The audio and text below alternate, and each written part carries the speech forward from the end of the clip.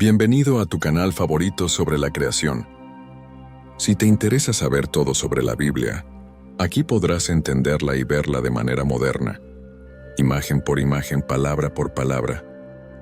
Cuando abrimos la sexta página de la Biblia, entramos en un quiebre dramático de la historia del mundo, que Dios declaró, bueno, en gran manera se ha llenado de corrupción.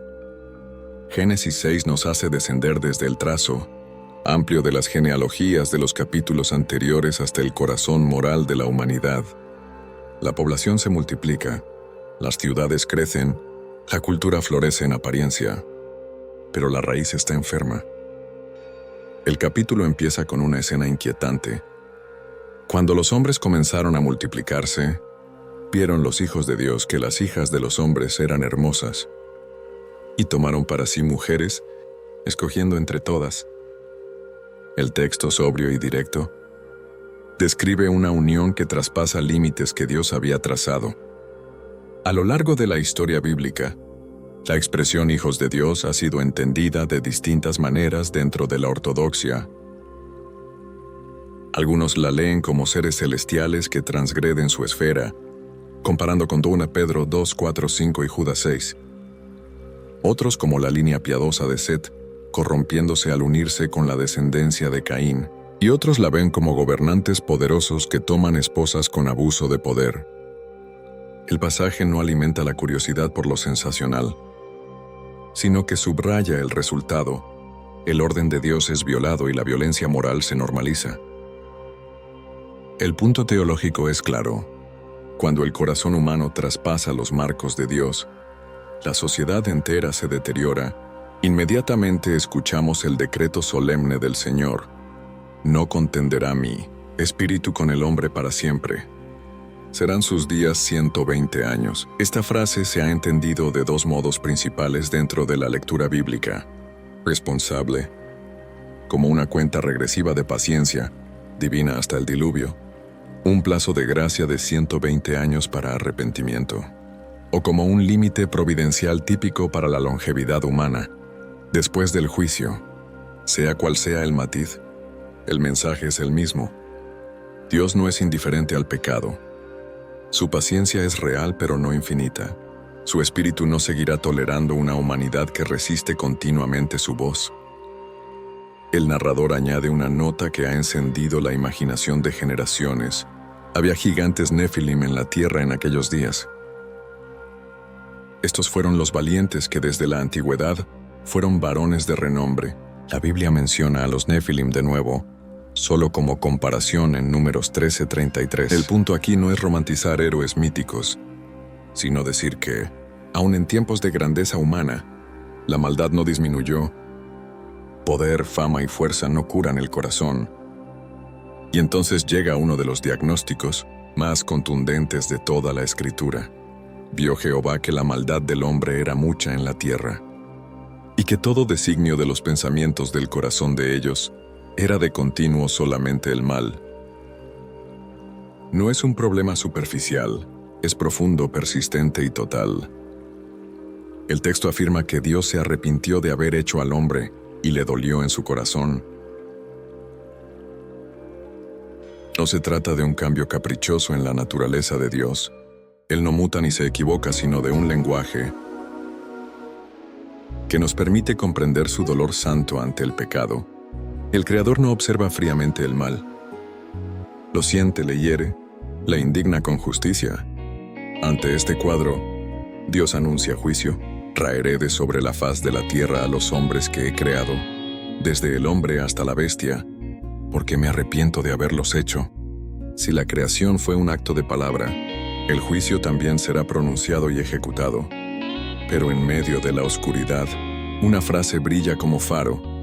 Pero Noé halló gracia ante los ojos de Jehová. La historia no avanza por los méritos humanos, sino por la gracia de Dios que llama, preserva y salva. El texto describe a Noé con 3 notas: varón justo, perfecto en sus generaciones. Con Dios caminó Noé.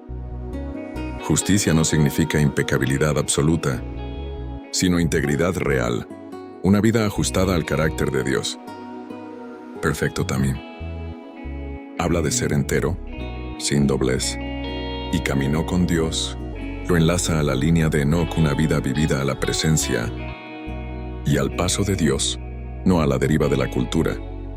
La evaluación divina sobre la tierra es lapidaria.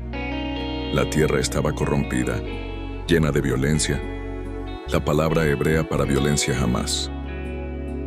Encapsula abuso, injusticia, derramamiento de sangre, opresión estructural. No es solo pecado privado, es un ambiente social envenenado. Por eso Dios revela su plan a Noé. He decidido el fin de todo ser, porque la tierra está llena de violencia. He aquí que yo los destruiré con la tierra. El juicio será cósmico, proporcional a la corrupción, pero junto con el anuncio, llega la instrucción para salvación: construir un arca.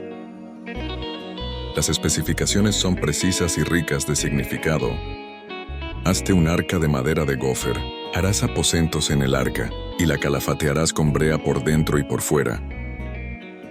La madera de gofer, de identificación exacta discutida, apunta a una madera resistente. Los aposentos kinim, literalmente nidos, hablan de compartimentos diseñados para preservar vida. Y la brea kofer es una cubierta selladora. Interesante, kofer es de la misma raíz que expiación Kippur, una cobertura que protege del juicio. No es casual que la salvación aquí sea descrita como una cobertura provista por Dios. Las medidas son majestuosas: 300 codos de longitud, 50 de anchura y 30 de altura. Tomando un codo común de 45 centímetros, hablamos de unos 135 metros de largo, 22.5 m de ancho y 13.5 m de alto. 3 niveles, una ventana superior para ventilación y luz, el Zohar, quizá una abertura continua bajo el alero y una puerta en el costado. No es un barco de vela, es una caja estable para preservar vida en medio del cataclismo. Su diseño prioriza flotabilidad y capacidad, no velocidad. Es un refugio. Dios explica la razón y el alcance. He aquí que yo traigo un diluvio de aguas sobre la tierra, para destruir toda carne en que haya espíritu de vida debajo del cielo. Todo lo que hay en la tierra morirá. El agua, que en Génesis 1 estaba contenida por la palabra de Dios, será desatada como instrumento de juicio. Pero en la misma frase del juicio aparece, por primera vez en la Biblia, una palabra que marcará toda la historia de redención. Mas estableceré mi pacto verid contigo. Antes de que caiga una sola gota, Dios promete relación, compromiso, salvación. El pacto garantiza que Noé entrará en el arca, junto con su familia, tú, tus hijos, tu mujer y las mujeres de tus hijos contigo. La gracia no solo salva individuos aislados, alcanza hogares, reconstruye linajes, abre futuro. La preservación no se limita a personas. Dios comisiona a Noé como mayordomo de la vida, de todo lo que vive, de toda carne. 2 de cada especie meterás en el arca. Macho y hembra serán. Aves, ganados y todo lo que se arrastra, vendrán a Noé para ser guardados con vida. Aquí el énfasis es según su especie. Dios ama la diversidad que Él mismo creó y la custodia. Más adelante, en el capítulo 7, se distinguirán números mayores para animales limpios. Pero en nuestro capítulo el foco es la representación de cada clase para reiniciar la vida tras las aguas. Además, Dios ordena: toma contigo de todo alimento que se come y almacénalo. Servirá de sustento para ti y para ellos. La salvación incluye previsión. La fe obedece organizando, midiendo, almacenando. Noé no se refugia en misticismos. Trabaja, planifica, administra conforme a la palabra.